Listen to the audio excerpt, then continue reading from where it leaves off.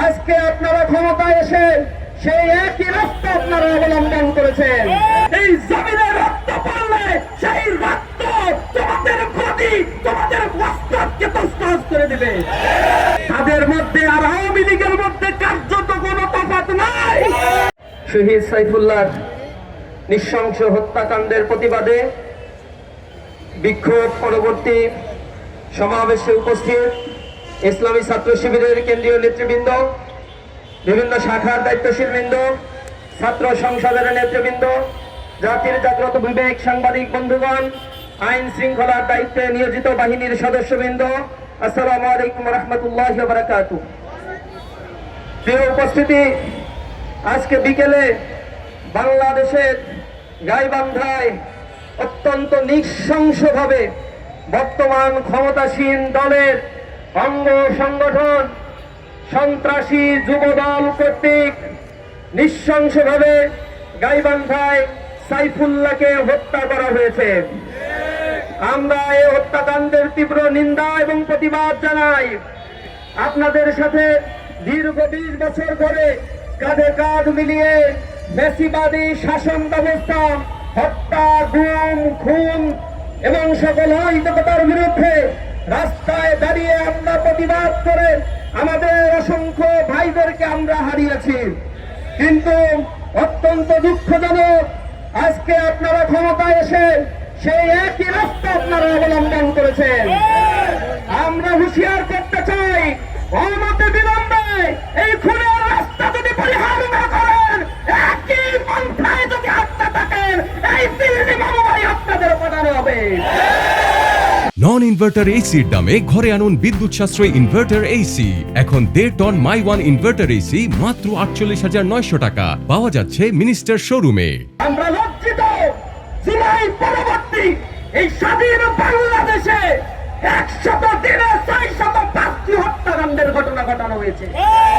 আওয়ামী সন্ত্রাসীদের হাতে হত্যাকাণ্ড হয়, তাদের গ্রেফতার করা হয় না।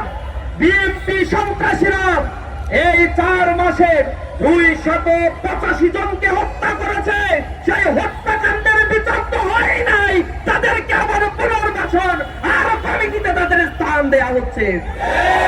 একই রাস্তা তোমরা যদি অবলম্বন করো, জেনে রাখো মানুষের প্রতি ফোঁটা রক্তের দাম এই জমিন তোমাদের দিবে। এই জমিন তার প্রতি উত্তর দিবে। শহীদ সাইফুল্লাহর রক্ত বৃথা যাবে না, শহীদ নেতৃবৃন্দের রক্ত যেমনি বৃথা যায় নাই, এই জমিনে রক্ত পড়লে সেই রক্ত তোমাদের গদি, তোমাদের মস্তককে তছনছ করে দিবে। আমরা লজ্জিত, ধিক্কার চাই তোমাদেরকে। এমন রাজনীতি তোমরা করো একটি স্কুলের কমিটি গঠনকে কেন্দ্র করে, দখল বাণিজ্যকে কেন্দ্র করে শত শত মানুষকে তারা এই বাংলাদেশে হত্যা করেছে। তাদের মধ্যে আর আওয়ামী লীগের মধ্যে কার্যত কোনো তফাৎ নাই। একই ফ্যাসিবাদ আর স্বৈরতন্ত্র এরা কায়েম করতে চায়। সুতরাং বাংলার মানুষ তোমাদের উপরে যে আস্থা রেখে ওই গদিতে করুণা করে তোমাদের বসিয়েছে, এই গদি কেড়ে নিতে বাংলার মানুষের এক মুহূর্ত সময় লাগবে না। আমরা হুঁশিয়ার করতে চাই, আমরা শান্ত রয়েছি। ইসলামী ছাত্র শিবিরের দায়িত্বশীল কর্মী জনশক্তি, তাদেরকে আমরা বলেছি বাংলাদেশে নতুন এক বন্দোবস্ত আমরা দেখতে চাই। ক্যাম্পাসগুলোকে আমরা শান্ত রাখতে চাই। ছাত্র ছাত্রীদের নিরাপত্তা বিধান করার জন্য বুকের তাজা রক্ত ঢেলে দিতে চাই। প্রতিটি ইঞ্চি মাটি বাংলাদেশকে আবাদ করার জন্য নতুন রাজনৈতিক বন্দোবস্তের সূচনা ইসলামী ছাত্র শিবির করতে চায়। এই কারণে তোমরা যত চাঁদাবাজি, টেন্ডারবাজি, সন্ত্রাস, খুন আর পুনর্বাসনের কার্যক্রম পরিচালনা করছো, আমরা তোমাদেরকে সতর্ক করছি।